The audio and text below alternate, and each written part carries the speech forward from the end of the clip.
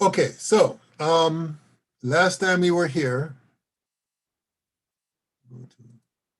we were talking about percent yield and reaction yields and so on. So the next topic will be dealing with solutions, aqueous solutions especially. That's the focus of this topic.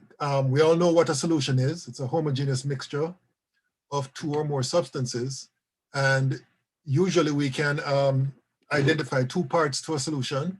You have what is known as a solute, which is a substance that is being dissolved, and the solvent, which is a substance that is doing the dissolving. Now, what determines a solute and solvent is dependent on several factors. For example, if you have, for example, a solid dissolved in a liquid or a solid mixed with a liquid and it dissolves, then the solid would be the solute and the liquid would be the solvent. If you have, however, a liquid added to another liquid to form a solution, then which one is a solute and which one is a solvent is dependent on which one is in greater amounts. All right. So, for example, if one of the component is in greater amount, then that would be the solvent and the others would be the solute. So, for example, if I were to mix 5 mils of ethanol with 100 mils of water, then the water would be the solvent and the ethanol would be the solute. All right. And the same is true if you have a mixture of gases. If I mix together, let's say, 10 grams of carbon dioxide with 5 grams of hydrogen, then the carbon dioxide would be the solvent and the hydrogen would be the solute. So as you can see from the examples I've just given, there are several ways of determining which is a solute and which is a solvent.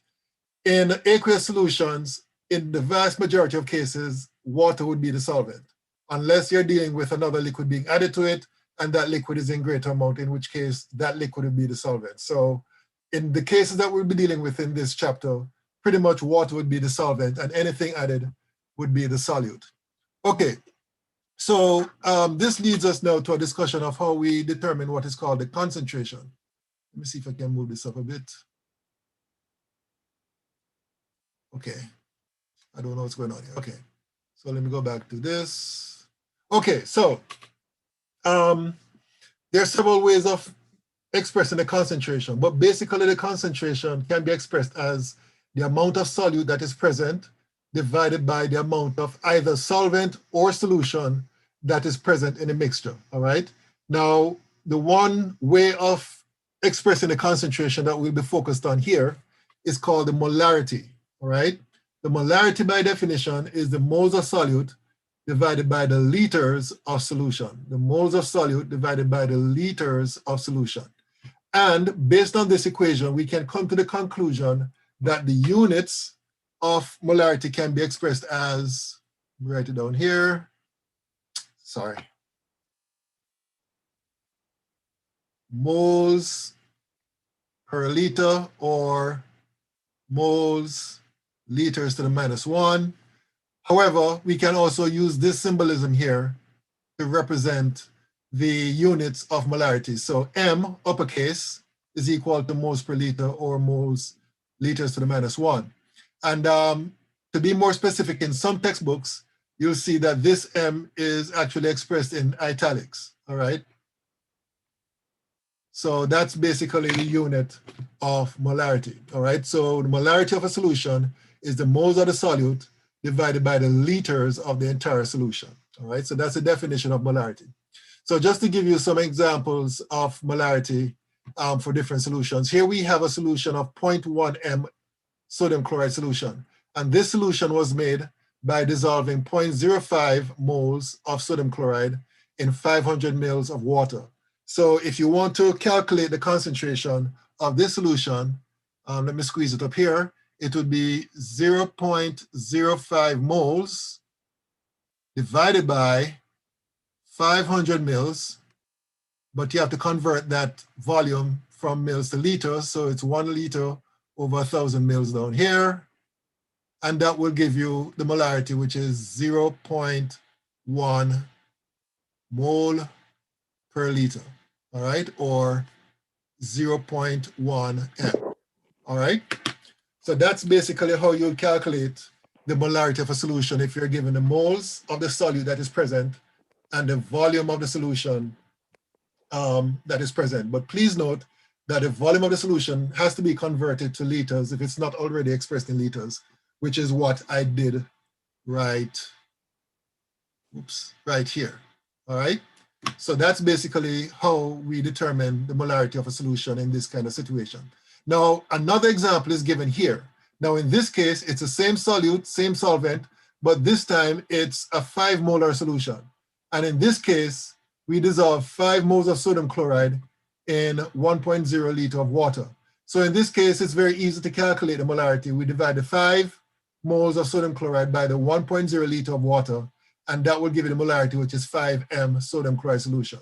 So basically, between these two solutions, obviously, the sodium chloride solution is the more concentrated solution, while, I'm sorry, the 5M solution is the more concentrated solution, while the 0.1M solution is the less concentrated solution. Or we can say that this solution here, the 0.1M solution, is more dilute, all right, compared to the 5M solution. So therefore, you know, the term dilute and concentrated basically are relative terms. You know, you only can make such absolute claims based on comparing solutions of different concentration, all right?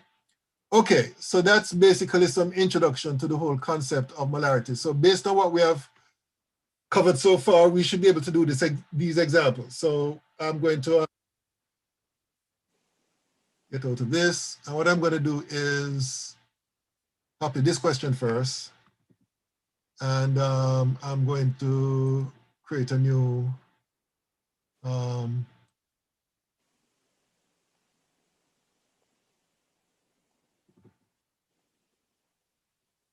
PowerPoint document that I can write on, so I can show you how to work this problem. And this problem is a relatively simple problem. In fact, I'm quite sure you should be able to do this one. Okay, let me see here. I want to decrease the font size here. Okay, this should be small enough. And then what I want to do is bring this up some more. And I want to, okay. So this is the question that you're given. Not get rid of, but let me move this aside. Okay, so the question says, how would you prepare 500 ml of a 0.250 M sodium sulfate solution? All right, so remember, by definition, molarity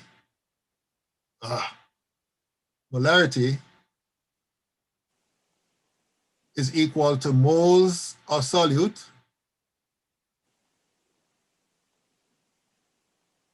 divided by volume of solution in liters, all right? So there are two things we need to get in order to determine the molarity of the solution.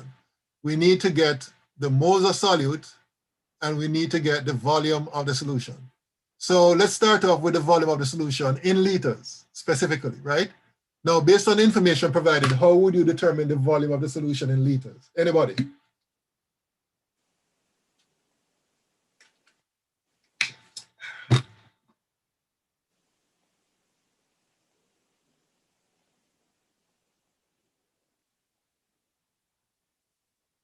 Anybody?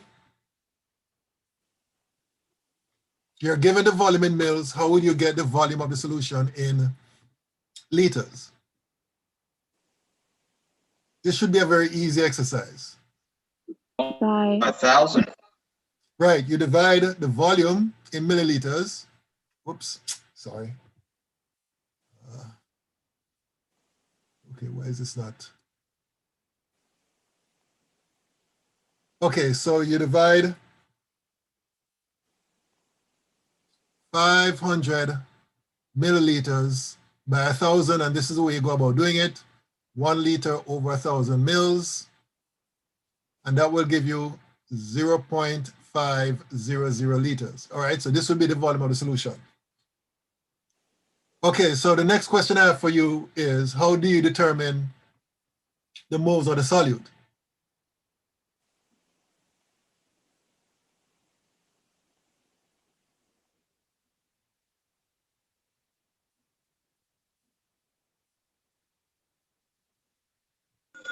That would have something to do with the 0.250. Exactly. So the molarity is 0.250 m, all right? So what would you do?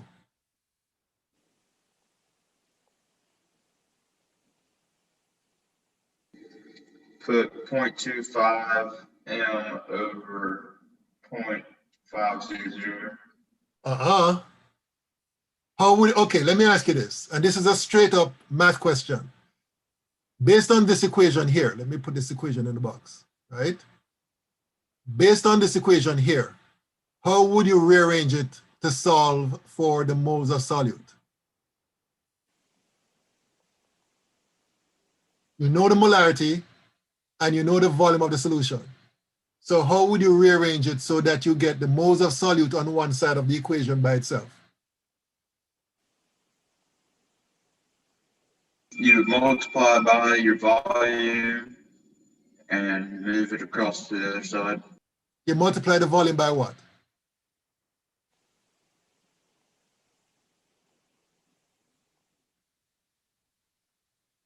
You multiply the volume By your, in liters by your molarity.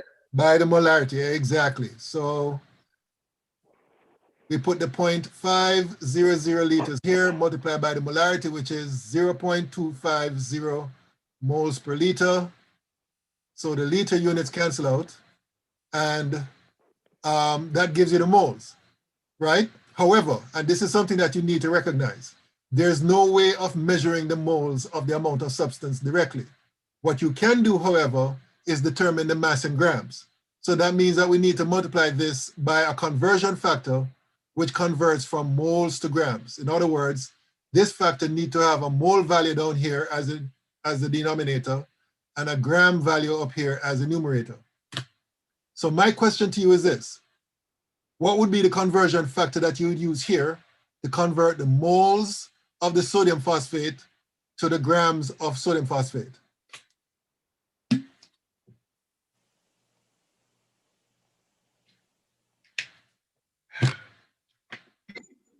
Ask that a question again. Okay, so up to this point, we would have determined the moles based on what we did just here, right? My question to you is, how do we go from moles to grams? Because there's no direct way in the lab, there's no instrument that we can use to determine the moles of a substance. So therefore, we need to multiply this number here, the moles, by a factor which converts from moles to grams. So my question to you is, what would be that factor and how would you determine it?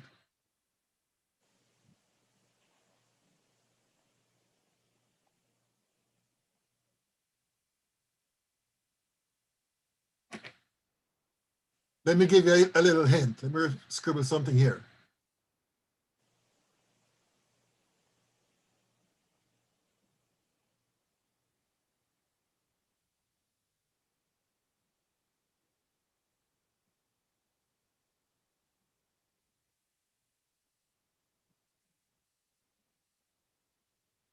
All right, so this is my hint. The molar mass of sodium phosphate.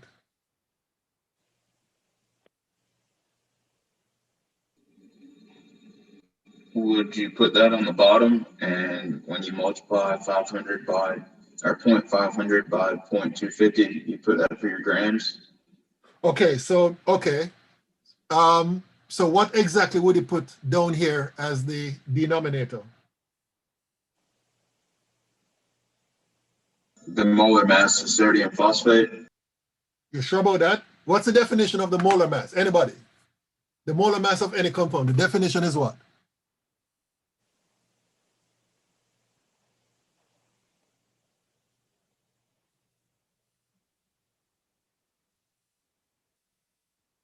Feel free to look in your notes or any other source. The definition of molar mass is what?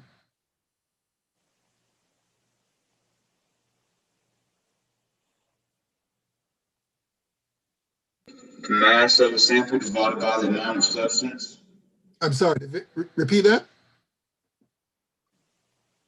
The mass of a sample divided by the amount of substance in that sample.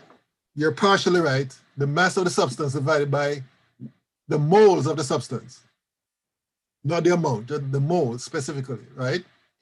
So therefore, basically, the molar mass is the mass in grams per mole, right?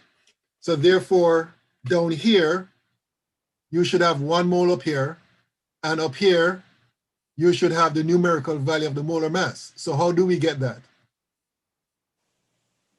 How do we get the numerical value of the molar mass in grams? And this is something that we did, if I'm not mistaken, earlier in this chapter. How do we get the molar mass of any substance?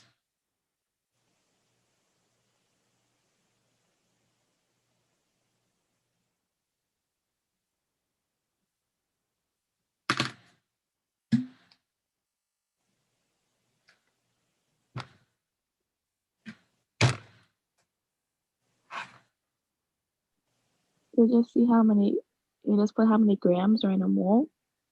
Yeah, that's what we're trying to find, exactly. So my question is, how do we determine that gram value in 1 mole? By using the atomic mass. Okay. So how do we, say more. Yes, you're right about the atomic mass. In other words, you have to go to the periodic table, but there's something else you need to determine. And what is that? Something you need to determine for this compound, the sodium phosphate. What do you need to determine?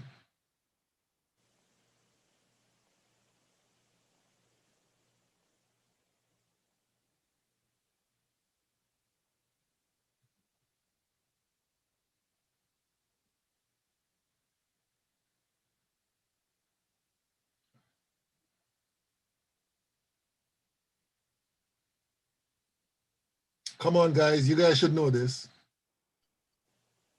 How many moles of sodium atoms you have? Well, more specifically what? There's something about that substance that you need to determine before you can determine the molar mass. And what is that?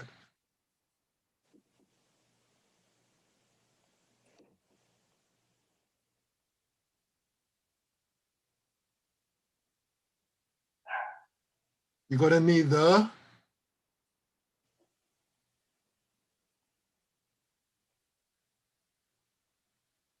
what? I'm giving you a hint right here. What, the formula? Exactly, the formula for the compound. All right. So what's the formula for sodium phosphate?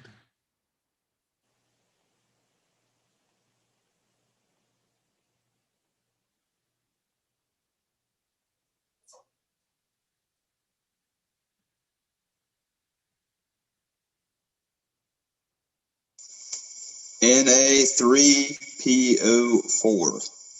Exactly. So now that you have the formula, then how do you get the molar mass based on the formula?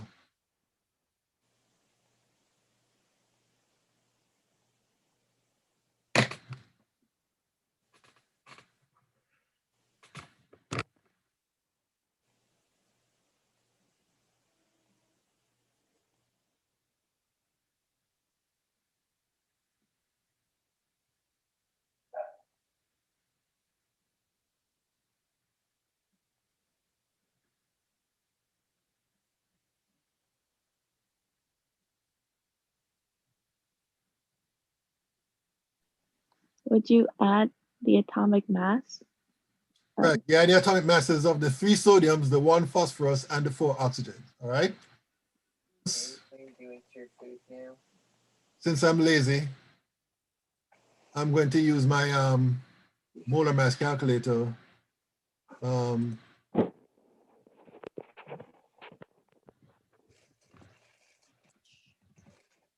To determine the molar mass of sodium phosphate.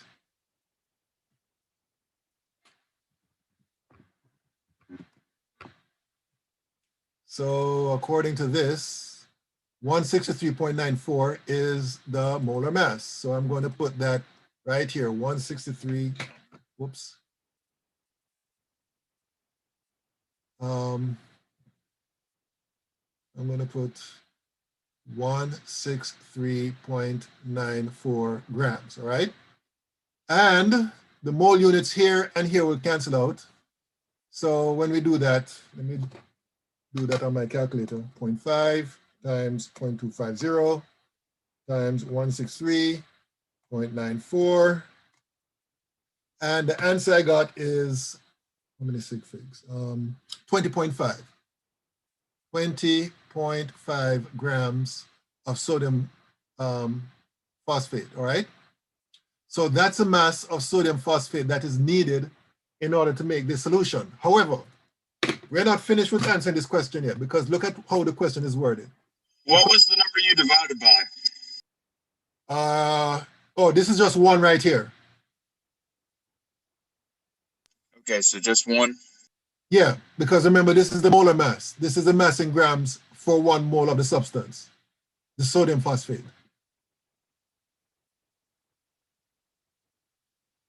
All right. Okay, so as I was saying, we're not finished with answering this question, because look at how the question is worded. It says, how would you prepare 500 mils of a 0.250 M solution of sodium phosphate? So we did the necessary calculation, but now we have to describe how we make up the solution. And it doesn't have to be anything complicated. It's actually very simple. So let me do this and create another slide. And I'm just going to add a statement here to describe how to make up this particular solution. As soon as I can get this deleted. Okay. So basically, to answer this question completely, you have to end with a statement. And the statement would be something like this. Nothing fancy. All you have to say is that weigh 20.5 grams of the sodium phosphate and add water to make a final volume of, what was the final volume again? Was it 0.5?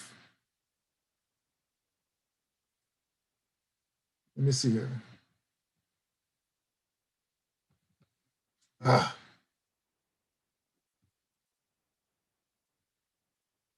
Okay, this thing is not responding to, okay. The volume was 500 mil, 0.5, right? So going back here.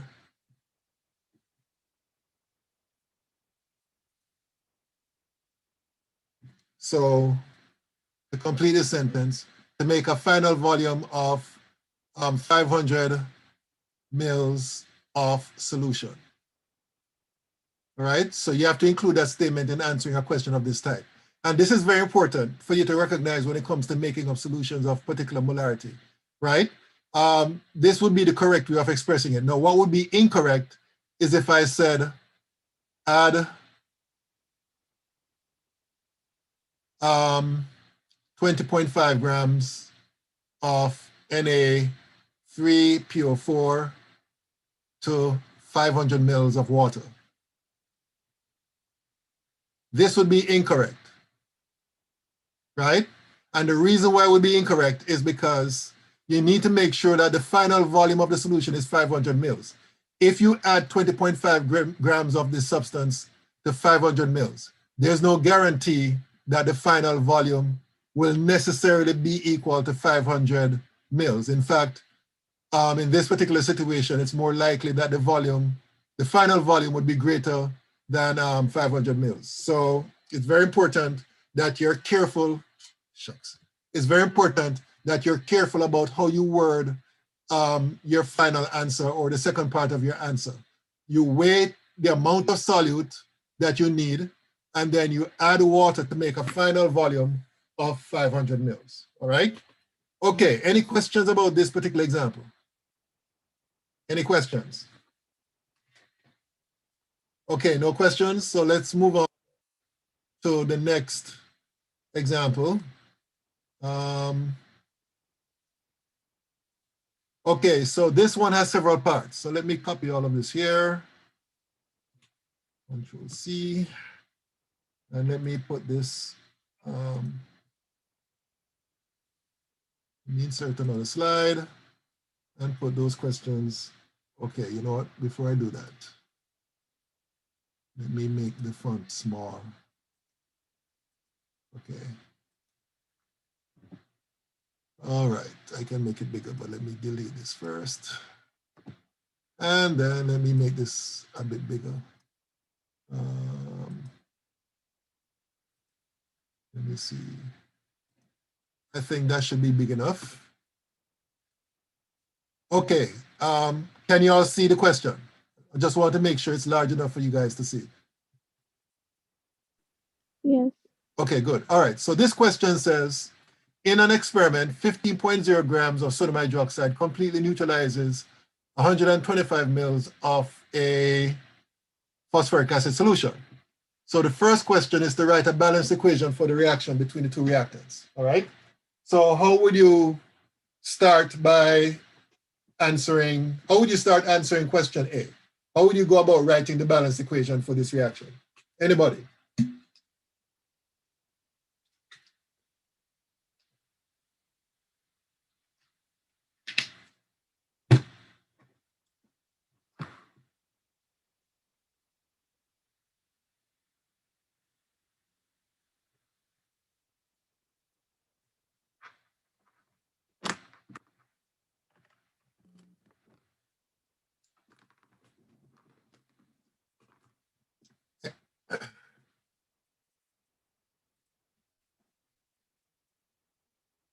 Anybody?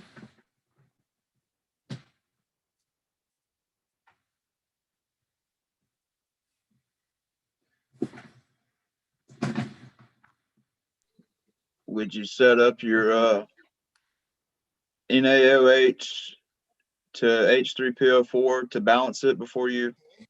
NaOH plus what? H3PO4. Plus H3PO4. Okay, and what would be the products of this reaction?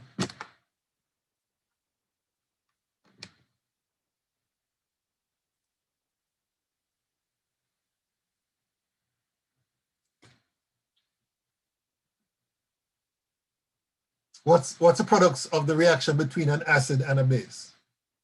Sodium hydroxide is a base and H3PO4 is the acid. So what would be the products of that reaction?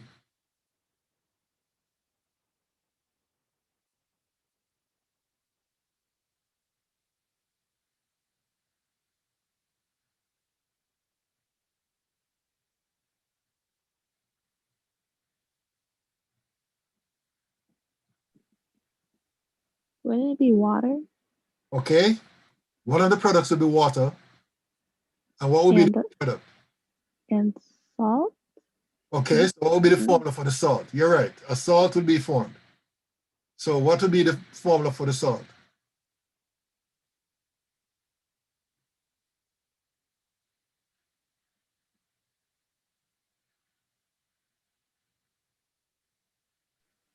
NaCl or sodium chloride. Nope, there's no chlorine over on this side, so Hold on. let me give you another.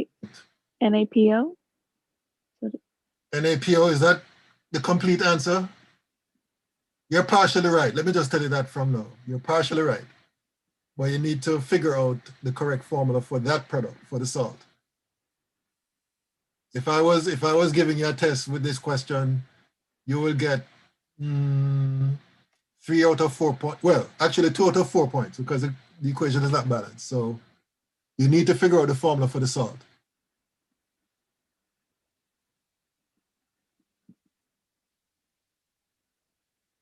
Is it NaPO4?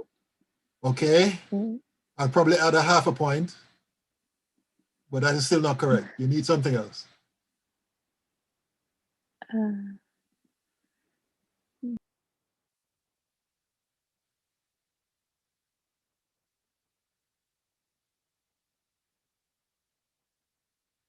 Okay, let me try to help you along. You need to figure out the charges on the sodium ion and the phosphate ion, and you can consult the tables I've given you. Remember, I gave you a table with a lot of things, including a list of ions, common ions. So what's the charge on the sodium ion?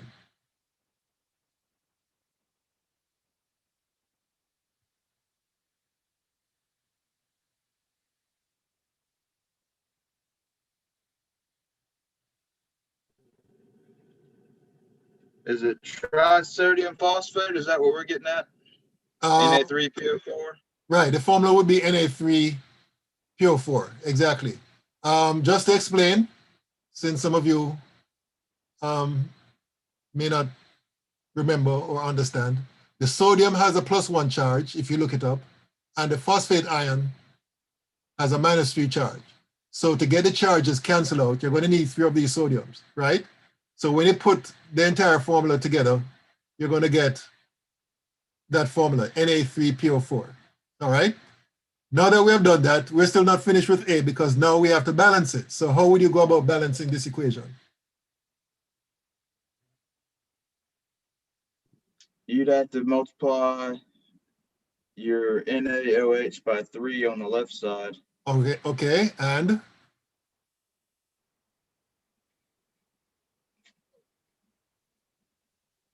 Then would you add a 1 to your H2O on the left? Make it 2H2O to make it H3? Nope.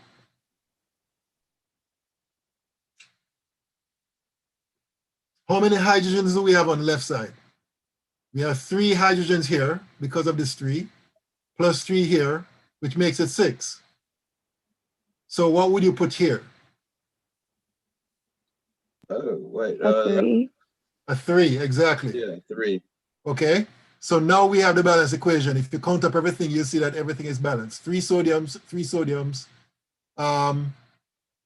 3 plus 4, 7 oxygens, plus 3, 7 oxygens.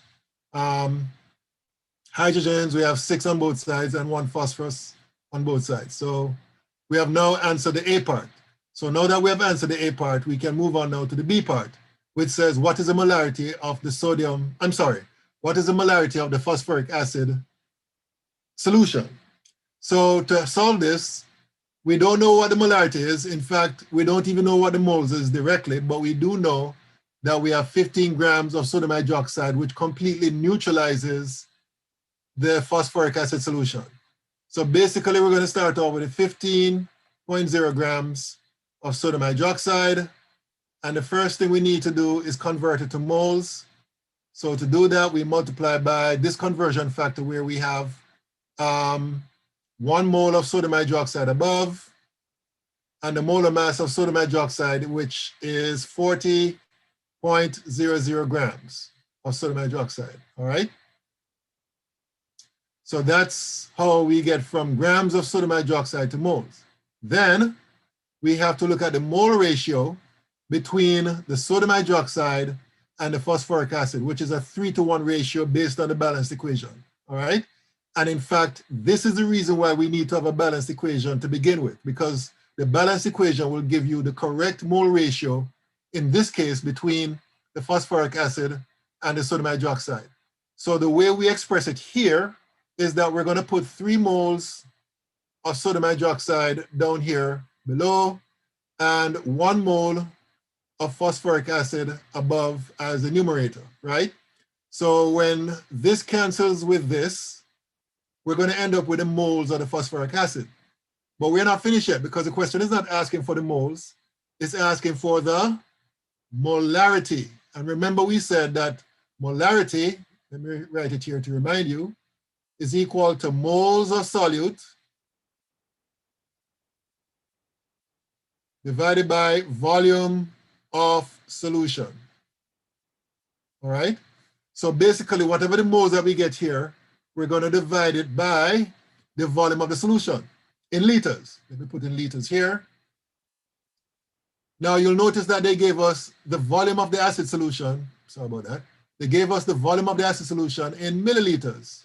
So once we divide by the volume here in milliliters, we have to convert that to liters, 1 liter over 1,000 mils. That goes with that. and we work that out. All right. So let me do this on my calculator here. 15 divided by 40 equals divided by 3 equals divided by 0.125. Okay, so according to my calculations, this works out to be equal to 1.00 mole per liter, or 1.00 m. All right. So that answers the B part. Okay, that's how you get the molarity of the acid in this problem. Any questions about this? Any questions about the B part? Any questions? Okay, so let me try to squeeze in here the C part. The question is asking for the concentration of the phosphoric acid solution in grams per dm cube. So basically, this is what the question is asking for. You know what the molarity is. The question is asking for the equivalent value in grams per dm cube. So to answer this part of the question, what you'd have to do is convert from liters to decimeters cube and convert from moles to grams, all right? Now, it doesn't matter which one you do first. So what I'm gonna do is I'm going to convert first from moles to grams. So of course, I'm going to put 1 mole down here, and the molar mass in grams for phosphoric acid will go up here. And again, I'm going to do a bit of cheating. I am going to go to my molar mass calculator to find the molar mass of H3 PO4, and according to this, it's 98.00 grams per mole. So that is going to go, right, oops, let me do this first. That is going to go right here.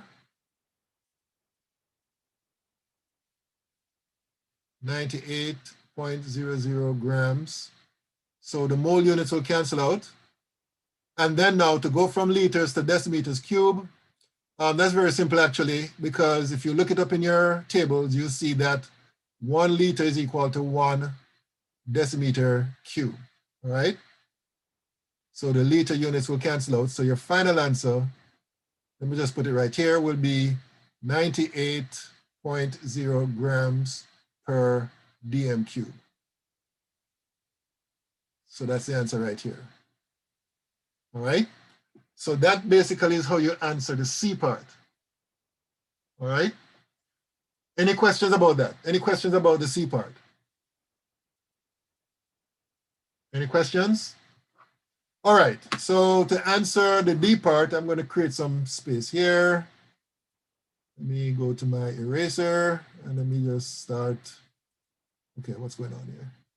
Oh shoot, I can't erase that part. Urgh. Already saved it. Okay, no problem. Let me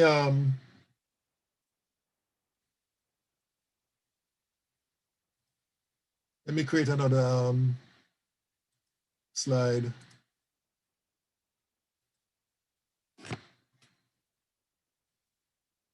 So we worked out that the concentration is 98.0 grams per dm cube. And the question is asking for the equivalent value in milligram per milliliters. So milligrams per milliliters, all right? So again, we can do this in 2 steps.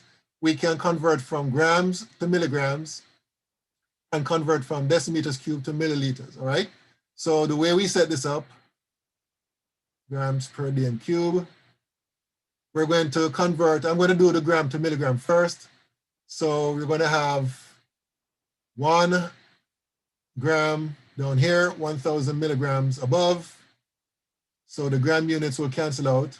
And then we're going to convert from dm cube to milliliters. And if you look this up, you'll see that 1 dm cube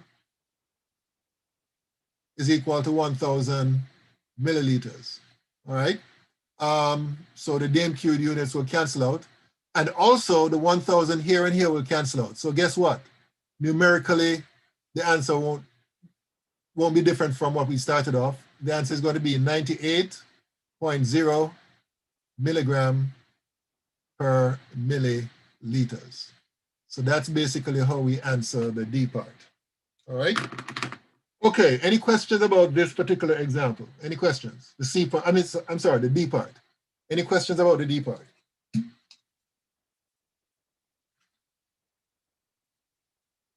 Okay, so let's talk about dilutions. Let me get out of this here. And let me go back to the original PowerPoint. And let me make this full screen. Okay, so let's talk about dilutions, all right? And this is something that occurs very regularly, very routinely in labs all over, not only in chemistry labs, but even other labs where solutions of particular concentrations are required. Because very often in the lab, we might have an experiment which demands for a solution of a particular concentration, but we don't have that solution of a particular concentration. We might have a solution of a greater concentration. So basically what we can do is basically dilute that solution to the concentration that we want, all right? So that's what is involved in dilution. And the important thing you need to recognize is that when you're diluting a solution, what you're doing is adding more solvent to the solution. And when you're adding more solvent to the solution, you're not changing the amount of solute, but the concentration will change. The concentration will become less, all right? And an example is shown here. Now, this is a solution of copper 2 sulfate. And I don't know what the initial concentration is, to be perfectly honest, but in the lab, this is how we go about diluting a solution of this type. We take this instrument, which is known as a pipette. Basically, it's an instrument that is designed to measure a particular volume very accurately. And according to this is a 50 ml pipette. They come in different sizes. I think the smallest one I've seen is 5 mils, but I'm quite sure there are smaller ones.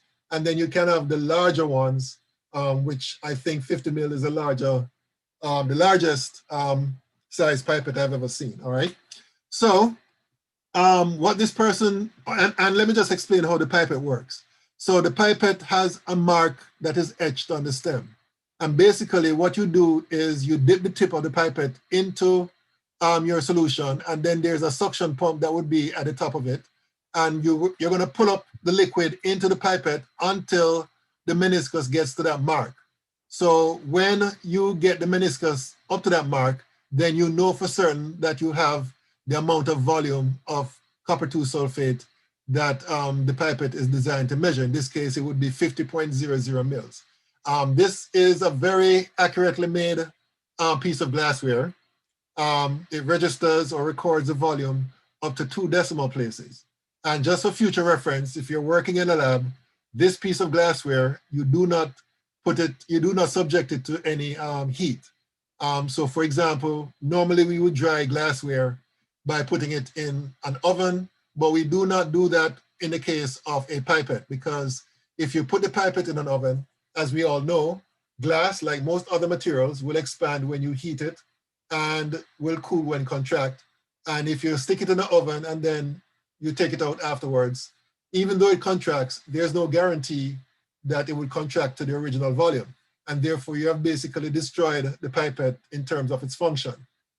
So, that's a future reference. You never subject, glassware such as pipettes. And there's another piece of glassware known as a burette, which I think we'll talk about later on. Those pieces of glasswares are very accurately made.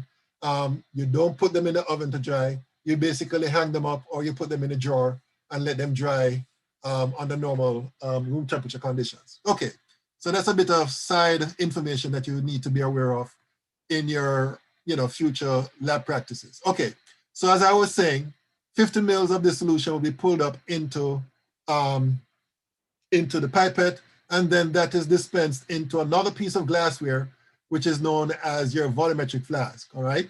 again, this is a very important, or I should say accurately made piece of glassware, because there's a mark etched on the stem, which again measures the amount of volume that you can use it to measure.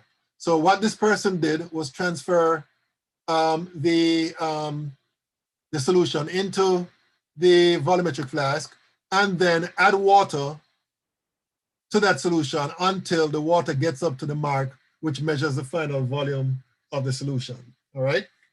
So that's basically the process of dilution in a nutshell. All right. And as I said before, you're not changing the amount of solute that is present in the solution.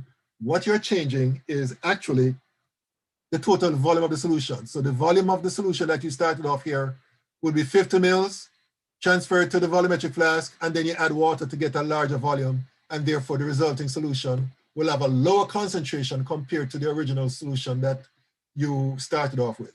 All right, so that's basically what happens. If you look at things at a microscopic level, as you can see in these two pictures right here, basically what that would mean is that in the dilute solution, because the volume is increased, the particles will be more spread out, right? Whereas in a more concentrated solution, on average, the particles would be closer to each other. So here we have, you know, the copper ions and the water molecules relatively close to each other. Here we have a different sort of situation where the copper ions and the water molecules and the chloride ions are far away from each other. All right. Okay. So that's well, before we do that, let me just give an example of how we can solve a dilution problem, because there's one important equation that you need to be aware of. And I'm going to write that equation somewhere here. So that equation, we call it the dilution equation, is C1 V1 is equal to C2 V2. All right. C1 and V1 would be the initial volumes and concentration, that is before dilution, and C2 and V2 would be the final volume or concentration, and concentration, I should say, right? So this is the equation that we use to solve dilution problems, all right? So for example, and I'm just going to make up a simple example here just to illustrate the use of that equation. Let me use this slide right here. So let's say that the initial concentration for a solution, doesn't matter what the solution is, it could be copper 2 sulfate, sodium chloride, whatever. Let's say the initial concentration is 5.0 m, and the initial volume is, I'm just going to make up a number here, 25.0 mils, all right? And let's say,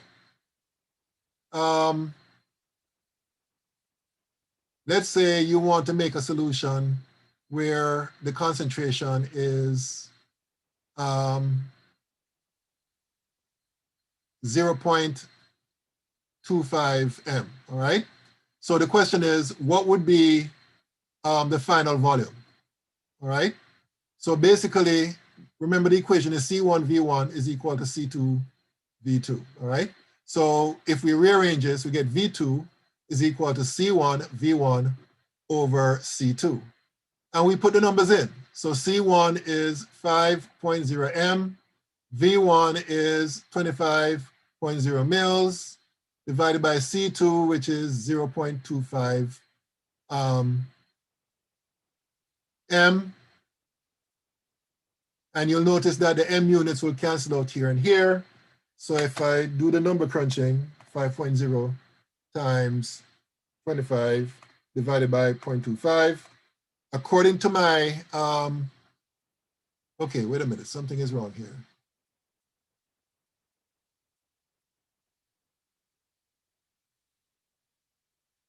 According to my calculation, this will become,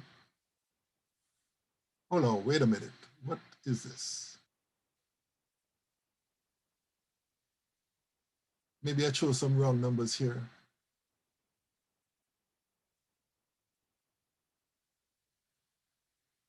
All right, tell you what, I'm going to make some changes here. I don't know what I did exactly wrong, but I'm going to make some changes here. So I'm going to use my eraser to delete this here. And I'm going to put V2 being equal to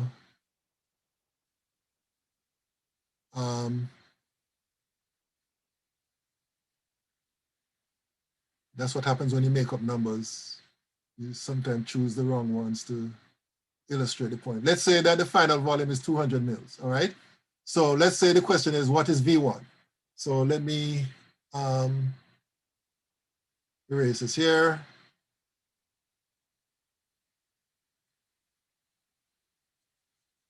Okay, and this is usually what actually in practice is the problem. You want to find out how much of the initial solution that you want to use in order to make the more dilute solution. So in this case, this is the more dilute solution. You want to find out, and this is the volume of the more dilute solution. This is the initial concentration. Question is asking what would be the amount of the solution that you're going to need. So V1, rearranging this, you're going to get V1 is equal to C2 V2 over C1. So it's going to be 0.25 times 200 mils divided by the final or the initial concentration, which is 5.0 M. So let me do that calculation. 0.25 times 200 divided by 5. And according to my calculation, you're going to need 10 mils. All right. This is M, which will cancel out with that, right? So basically, what you need to do is measure, let me write this down, measure 10.0 mils of the 5.0 M of solution of the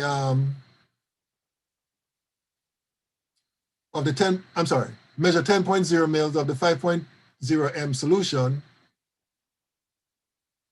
and add water to make a final solution of, oh, I'm sorry. Let me erase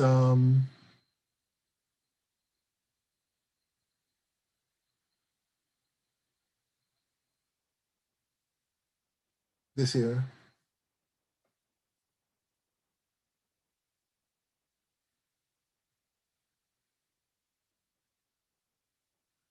Final volume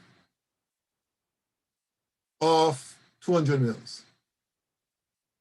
All right.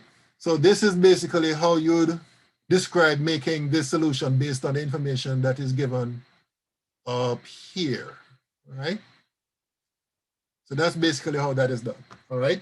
And this is, as I said before, is routinely done in labs all over. If you go to any lab right now, I'm quite sure if it's a biology lab or chemistry lab or anything related, even biomedicine or whatever, this is something that is done normally because very often we don't have the right solution at hand, and therefore we would have to make it from a more dilute, from a more concentrated solution. Okay, any questions about this? Any questions? Okay, so that basically represents the end of chapter 3. Let me keep this. And I'm just going to go straight into chapter 4, at least the initial stages of chapter 4, and I'll stop at the appropriate time. So chapter 4 is a natural follow-on chapter 3 because we'll be dealing with chemical reactions in aqueous solutions, right? So we talked about aqueous solutions. We talked about how we express the molarities of these solutions, and you're going to see a lot of what we're going to describe in this chapter depends on what we learned in chapter 4, because you'll be combining basically two concepts: stoichiometry, which deals with quantitative relationships in chemical reactions, and you know, things like concentrations in aqueous solutions and so on. So in order for us to have a full appreciation for this chapter, we need to talk about the electrical properties of aqueous solutions, right? So basically, a lot of solutions, not all of them, but a lot of solutions will have two types of particles which have different types of electrical charges, both positive and negative. So therefore, it's important for us to understand the nature of these charges and how they interact with each other, right? Now, basically, what you see on the screen here is a purely hypothetical situation where we have charged particles on a string which is fixed to some, some fixed surface, right? So in this case over here, we're assuming that the charges are neutral, right? In this case here, we have opposite charges, plus and minus. In this case here, we have like charges, and the same is true here. The two charges here are positive, the two charges here are negative. Now, the natures of charges are such that positive charges will attract, as you can see here, and negative charges will, let me rephrase that. Like charges, unlike charges will attract, as you can see here, plus and minus attract, while like charges will repel each other, as you can see here, and you can see here. Now, if there are no charges on the particles, then there will be no repulsive forces, neither will there be any attractive forces. So as you can see here, they're not repelled or attracted, they just basically remain stationary with respect to each other. And that basically fundamentally describes the nature of charged particles. It's very similar to what you'll observe with magnets. If you play with magnets, you know that a bar magnet will have a positive and, a north pole and a south pole. And if you bring two magnets with like poles close to each other, they will repel each other. If you bring two magnets with poles that are opposite to each other, they will attract each other. It's the same idea when it comes to charges, right? So as stated here, as with simple bar magnets, there's attraction between dissimilar charges and repulsion of like charges, all right? So let's try to apply what we just learned to what happens in an aqueous solution, which contains an ionic compound.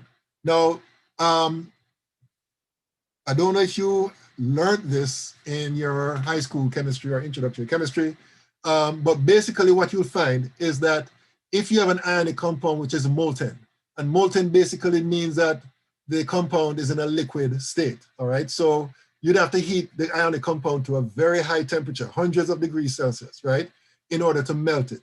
So if you heat it and it melts, then what will happen is that the ions which were originally in a fixed arrangement, very rigid arrangement, will start floating around. So the ions will be free to float around independently of each other, all right? The same is true if you add an ionic compound to water and you form a solution, right? What will happen again is that the ions will separate and the ions will float around in the solution, right? So basically you're going to have cations and anions floating around in the solution. Now, if you set up an experiment as shown here in this diagram, where you have your solution or your molten state ionic compound, and you put two metal plates in that solution, and you connect it to an external circuit where you have an electricity source, like a battery, then what will happen is that you're going to form what is called a positive pole here and a negative pole here, all right? So this electrode here, we call this an electrode, is positively charged because it is connected to the positive end of the electricity source. And this electrode here is called the cathode. It's negative because it's connected to, this would be the anode. This would be the anode, the positive one is the anode and the negative one is the cathode, which is negative because it is connected to the negative part of the electricity source, all right? So basically what will happen is that when the circuit is complete, you'll find that the negative ions,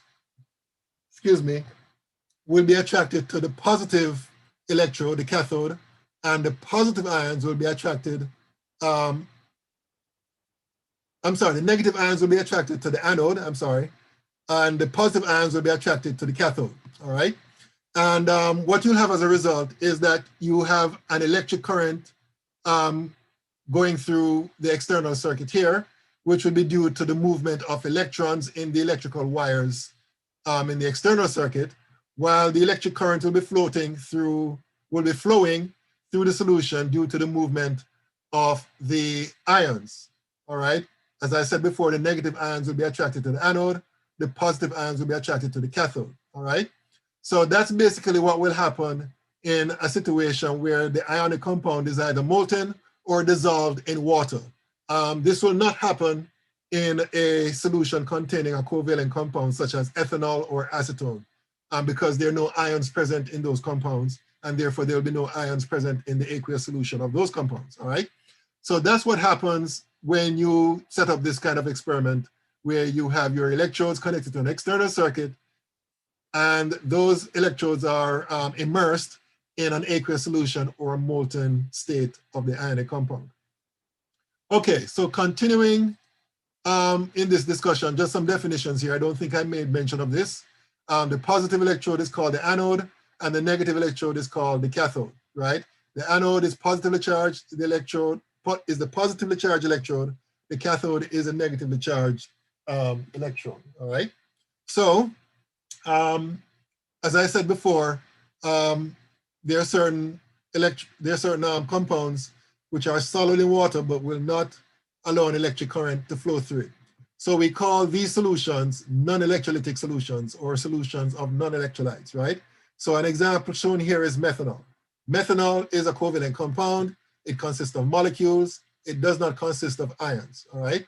So basically, if you try to pass an electric current through it, you will not succeed. Now, this photograph here is basically showing you that experiment.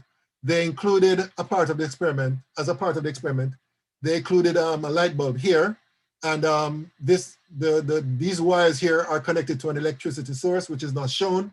And basically, as you can see here, the light bulb is not lit, and that's because there's no electric current flowing through the aqueous solution of methanol, right? So this is an example of a non-electrolyte solution. However, in the case of electrolytic solutions, same experiment, same setup. The only difference is that you're going to have a ionic compound present in a solution. You'll see that the bulb will light up. Now, there are two pictures being shown here. One showing the setup for a solution of sodium chloride, and another showing the setup for a solution of acetic acid. So in the case of sodium chloride, you'll see clearly that the bulb is lit, right? So that shows you that this solution is electrolytic. And the reason why is because sodium chloride is said to be a strong electrolyte, which means that when you add sodium chloride to water, the sodium chloride disintegrates, or the appropriate word is dissociates, to form an aqueous solution of ions floating around in a solution, right? So therefore, if you could actually see the particles, in addition to the water molecules, you'll see mostly sodium and chloride ions floating around. So sodium chloride is an example of a strong electrolyte. Now, on the other hand, this here shows you a solution of acetic acid. Now, acetic acid is said to be a weak electrolyte, and that is demonstrated here because the light bulb is lit, but not as brightly as in the case of sodium chloride. So what that tells you is that even though the molarities are the same for both of them, they're both 1M, the concentration of the ions present in the case of the 1M acetic acid is very small. And what that means is that acetic acid undergoes what we call a partial dissociation.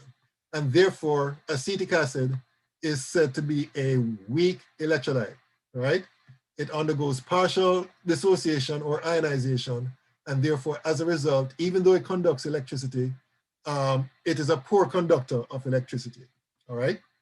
So basically, when it comes to electrolytes, there are three types. You have the non-electrolytes, well, which is not an electrolyte, which is the example I showed you before. In the case of methanol, that's the example here. And then you have strong electrolytes, and then you have weak electrolytes. Strong electrolytes will conduct electricity very well, but weak electrolytes will not. And the reason why is that in the case of strong electrolytes, you have a greater concentration of ions present, which allows for electricity to go through freely. Whereas in the case of weak electrolytes, the concentration of ions is very small, and therefore the electricity, it basically does not allow electricity to pass through as strongly as in the case of sodium chloride. Okay, any questions about strong, weak, non-electrolytes? Any questions? Any questions? Okay, moving on. Okay, so, and I think this may be the very last thing we're going to talk about today. Let's talk about ion concentrations in solutions. Now, one particular symbolism that is used in chemistry, we use square brackets to represent the molar concentrations of anything pretty much in an aqueous solution. And understanding that that representation is expressing the concentration in moles per liter, right? So if you see something like, I'm going to squeeze it up here. If you see something like that, constant square brackets, and then you have NaCl formula within it equals to, let's say, 1.0 m. Basically what this means is that the concentration of sodium chloride, the molar concentration of sodium chloride is 1.0 m. That's what that means, all right?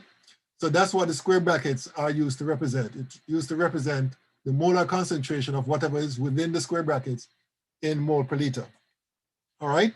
So with that in mind, let's talk about what will happen when you dissolve sodium chloride in water to form a 0.010 m solution of NaCl. Now, as we said before, sodium chloride is a strong electrolyte and therefore will undergo a complete dissociation, and that dissociation can be represented by this equation right here. NaCl forms Na plus and Cl minus, right?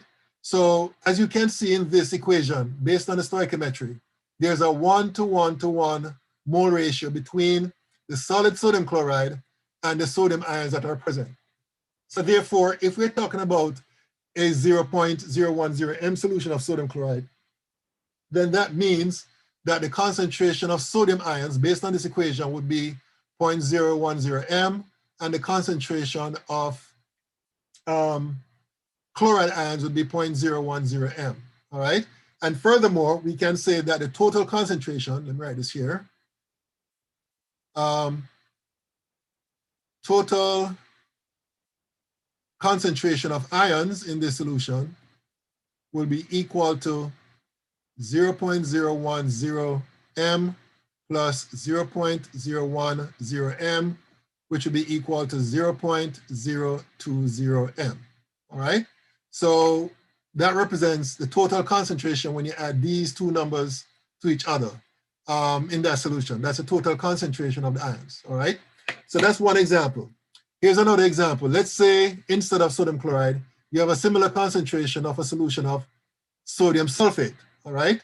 So again, if we look at the stoichiometry of the dissociation of this particular compound when it's added to water, you'll notice that there's a mole ratio of 1:2 when you compare sodium sulfate to sodium ions, and 1:1 when you compare sulfate to sodium sulfate ions. So therefore, based on the stoichiometry here, we can conclude that the concentration of sodium ions would be twice that of the original concentration of sodium sulfate.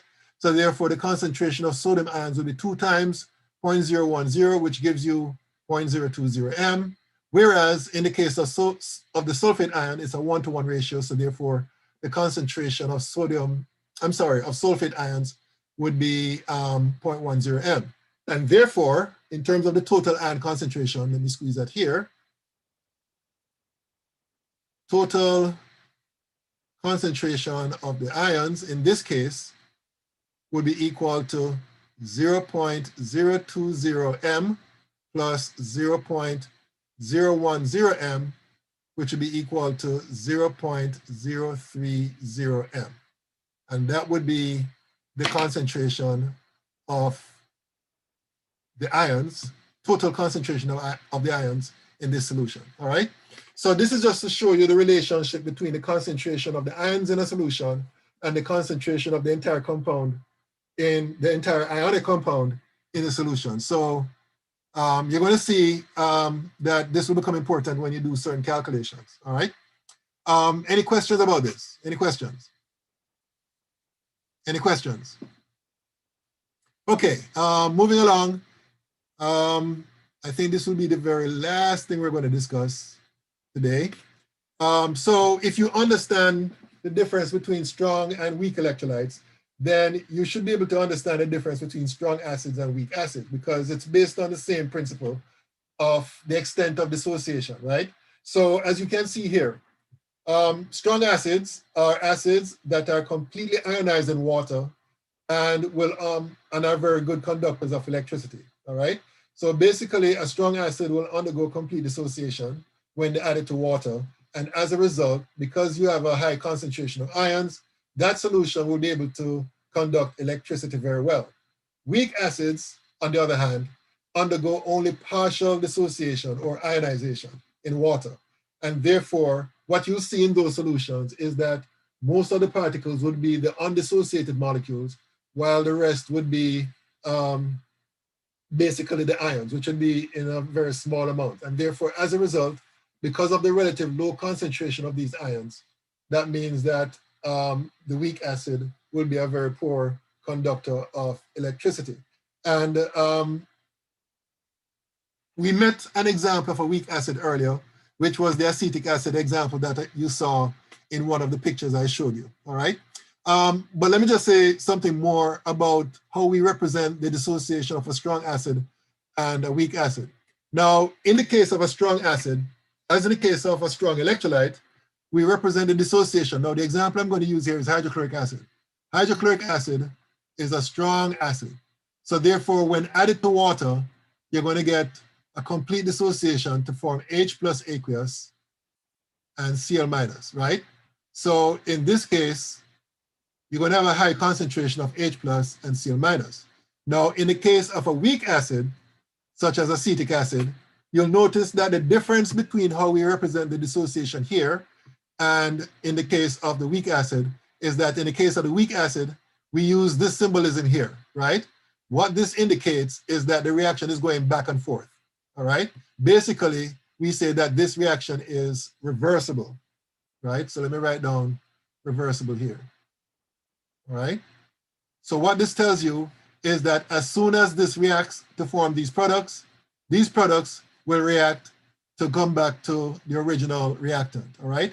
So if you add acetic acid to water, then what you're going to have is this back and forth between the acetic acid and the products of the dissociation, which is the acetate and the H plus ion, all right?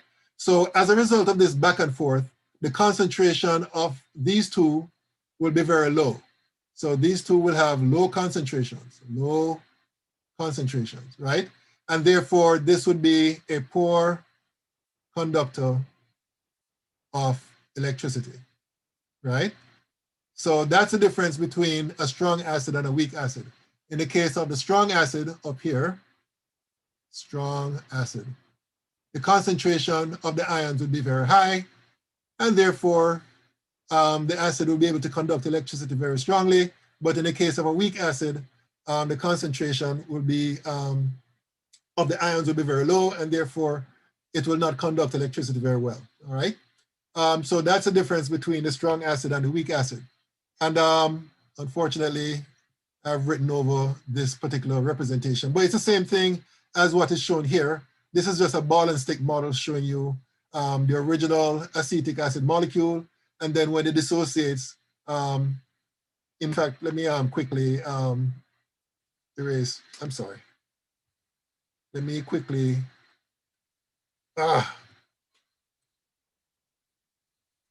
okay, I don't know what's going on here. Anyway, so this is the acetate ion formed, and this is the H plus ion that is formed.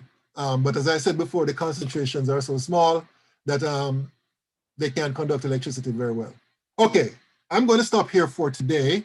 But before you leave, there is one example that, if you remember last class, I was not able to solve, but I'm going to try to work on it, and I'm going to post a video. It's the example of a combustion analysis problem. I think it's really important that you understand how to do this. So what I'm going to do is record that video today, and I'm going to post it in Canvas later on this evening. All right, so look out for that. If you have any questions after watching that video, don't feel free to contact me during my office hours. Today, I'll be here from 11 to 12 p.m. and then from 1 to 4 p.m. If you have any questions about that or any other questions, any questions about what we covered today, or any issues, any problems that may be specific to you, all right? Okay, any questions? Well, it's too late for questions now because it's now 10:45. So if you have any questions, you can contact me later, all right? So that's it for today. Have a good day, and I'll see you guys on Thursday, all right?